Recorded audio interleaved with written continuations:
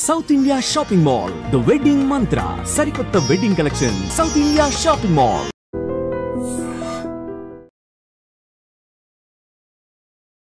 నమస్తే, welcome back to IT media. నేను మీ Jhansi. So health గురించి అవేర్నెస్ కల్పించే ప్రయత్నం, మీ అందరికీ రావాలనే ప్రయత్నం ఇది. హెల్త్ గురించి చాలా సందేహాలు ఉంటాయి కాబట్టి అందున విమెన్ హెల్త్ గురించి, గైనిక్ ఇష్యూస్ గురించి కూడా మాట్లాడదాం.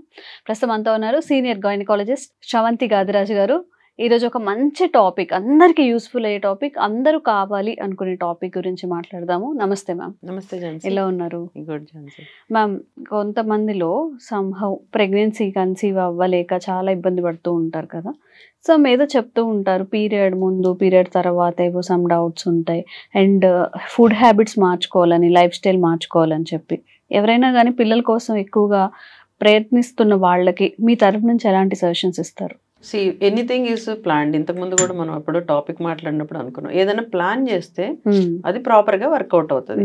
అన్ప్లాన్డ్ ఇవి కొంచెం హ్యాపజార్డ్ గా అవుతాయి. అందులో ప్రెగ్నెన్సీ అనేది కంపల్సరీగా ప్లాన్ చేసుకోవాలి. ఈ కాలంలో, పాతకాలంలో ఏంటంటే ఏదో తెలియకుండా 15 ఏళ్ళకి 16 ఏళ్ళకి పెళ్లిళ్ళు అయిపోయేవి, ఇండ్లలో ఉండిపోయే వాళ్ళు. ప్లానింగ్ అట్లేం లేదు. ఎందుకంటే most of the women use to be హౌస్ వైఫ్స్. ఇప్పుడు most of the womens use to be working. అన్ని రకాల దాంట్లో ఉన్నారు ఆడవాళ్ళు. సో మెయిన్ వర్కింగ్ ఉమెన్ కి ప్రెగ్నెన్సీ ప్లాన్ అనేది చాలా ఇంపార్టెంట్. ఏదో ఫ్లూగా వచ్చేసింది అని అంటే కాదు. ఎందుకంటే ఇప్పుడు మనం ఈ జనరేషన్ గురించే మాట్లాడుకుందాం. ఈ జనరేషన్ లో first of all late marriages, late pregnancy plans, ఈ రెండు అవుతున్నాయి. లేట్ మ్యారేజెస్ అంటే అరే అగైన్ కెరియర్ అని, దానివల్ల ప్రెగ్నెన్సీ కూడా అంతే. కెరియర్ కొంచెము డబ్బులు సంపాదించి, పిల్లలు ఇప్పుడే ఉంటే బర్డెను, వాళ్ళని పెంచడానికి ఖర్చులు, స్కూల్ ఖర్చులు చాలా అని చెప్పి ముందు నుంచి కొంచెం ప్లాన్డ్ గా చేసుకుంటున్నారు. సో ఆ ప్లానింగ్ అనేది ఫస్ట్ ఆఫ్ ఆల్ ఏజ్ తో రిలేటెడ్. ఎప్పుడు కూడా 30 తర్వాత ప్లానింగ్ అంత మంచిగా ఉండదు. First pregnancy that. So 24 to 26 years first pregnancy, 28 second. So 30 లోపల 2 పిల్లలు అయిపోతే బ్రహ్మాండంగా ఉంటుంది. అంటే మదర్ హెల్త్, పుట్టే baby health, and next complications కూడా తక్కువ ఉంటాయి first of all. So age is first important. సరే, ఇంకప్పుడు అదంతా కెరియర్ ఓరియంటెడ్ కాబట్టి మనం ఏజ్ అది కాకపోతే నెక్స్ట్ ఎలా ప్లాన్ చేసుకోవాలి. మనం ఎప్పుడు డేట్స్ అంటే పీరియడ్ బట్టి డేట్స్ ఉంటాయి. పీరియడ్ అంటే డే 1, మనకి ఈ రోజు పీరియడ్ స్టార్ట్ అయితే వాళ్ళని డే 1 అంటాం. ఆ డేట్ ని డే 2, డే 3, డే 4 అలా ఉంటాయి. సో అండం విడుదల ఎప్పుడు ఉంటే అప్పుడు కంపల్సరీగా భార్యాభర్త ఇంటర్ కోర్స్ లో పార్టిసిపేట్ చేయాలి. అది మంచిగా ఫామ్ అవుతుంది. అంటే గుడ్ డేట్స్ అంటాం వాటిని. అవి 9th to 19th డే, అంటే డే 9 నుంచి డే 9. ఈ 10 days లో మళ్ళీ 14th day is the egg date. అంటే ఎగ్ ఆ టైంలో రిలీజ్ అయ్యే ఛాన్సెస్ ఎక్కువ. So 10th to 16th day ఇంకా మంచిగా ఎగ్ ఫామ్ అయ్యే ఛాన్సెస్.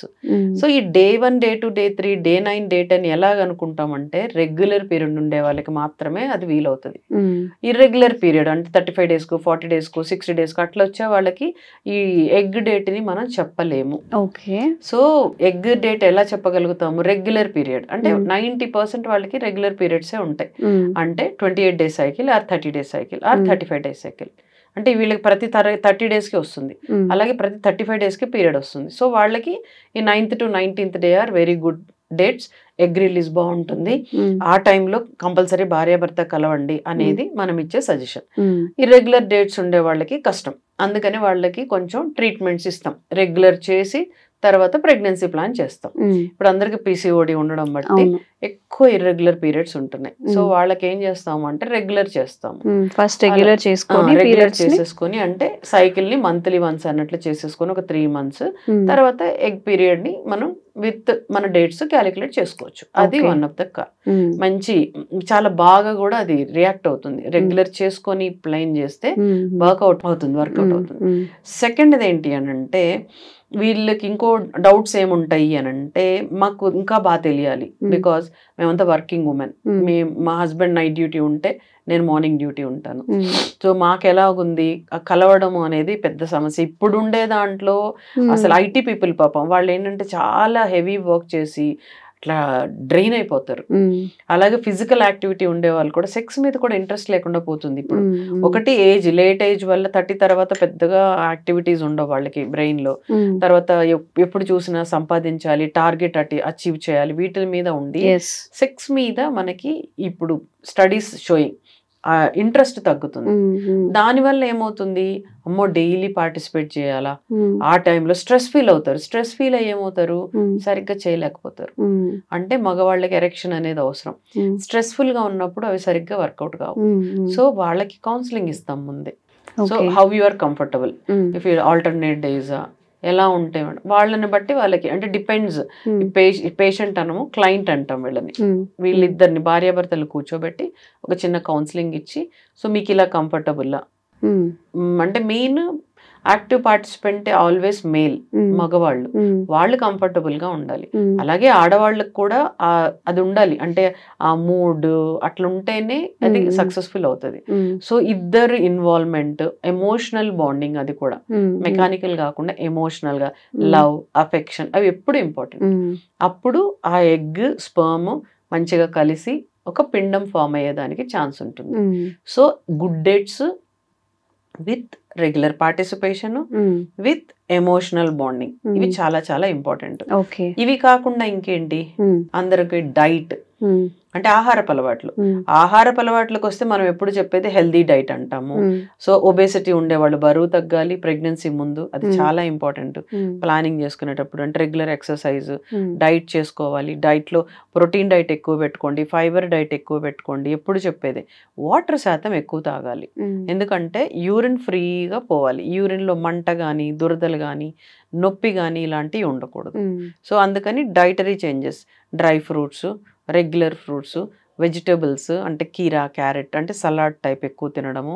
ఇవన్నీ తినడం వల్ల ఏమవుతుంది అంటే కెలరీస్, అంటే ఎనర్జీ ఉంటుంది కానీ ఫ్యాట్ రాదు. సో డైటరీ చేంజెస్లు అవి. అలాగే మైల్డ్ ఎక్సర్సైజ్ స్టార్ట్ చేసుకోవాలి, అంటే హెల్దీగా ఉండడానికి. అంటే రక్త ప్రసరణ బాగా ఉండాలి బాడీలో అన్నిటిల్లో. సో ఆ రక్త ప్రసరణ బాగా ఉండాలి అని అంటే ఏం చేయాలి అని అంటే మంచిగా వాకింగ్కి వెళ్ళండి చాలు, ఏదో ఒకటి నీ ఇష్టం. స్విమ్మింగ్కి వెళ్తావా, స్కిప్పింగ్, ఎనీథింగ్, ఒక చిన్న వ్యాయామం. సో ఇలాగా చేసి రెగ్యులర్ డైట్ మంచిగా తీసుకొని, హెల్దీ డైట్, ద్రవ పదార్థాలు ఎక్కువ తీసుకోవాలి, ప్రోటీన్ తీసుకోవాలి, ఫైబర్ తీసుకోవాలి, యూరిన్ మోషన్ ఫ్రీగా ఉండాలి. సెకండ్ రెగ్యులర్ ఎక్సర్సైజ్ ఉండాలి.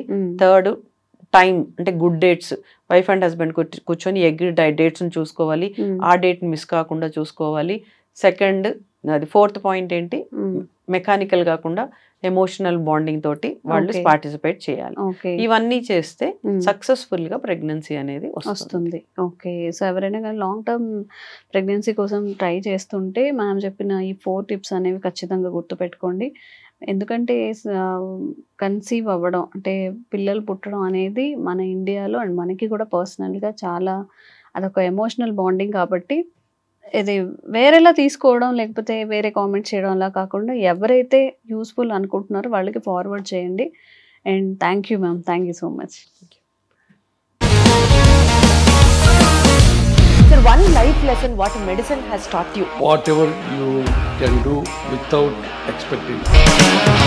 బట్ ఐ రియలీ బిలీవ్ మన పాజిటివ్ యాటిట్యూడ్ ఉంటేనే మనం ఏదైనా సాధించగలం. గట్ని మనం కరెక్ట్ గా డీల్ చేసినట్లయితే అది మనకి పాజిటివ్ హార్మోన్స్ ని రిలీజ్ చేస్తుంది. షుగర్ వచ్చిన వాళ్ళ పరిస్థితి ఏంటి? పొట్ట దగ్గర పెరిగితే దాన్ని ఆండ్రాయిడ్ అంటారు, ఆండ్రాయిడ్ ఫోన్ కదా. అసలు థాట్స్ ఎందుకు వస్తాయి? బ్రెయిన్ డెడ్ అంటే దానికి ప్రపంచం అంతా కూడా కొన్ని నిర్దిష్టమైనటువంటి లక్షణాలు. మానసికంగా ధైర్యంగా ఉంటే క్యాన్సర్ జయించవచ్చు. You are a doctor for a cause sir, అంతే. వాళ్ళకి వచ్చిన ఆదాయం కాకుండా ఫ్రీ సర్వీస్ ఎంతమందికో చేస్తారు.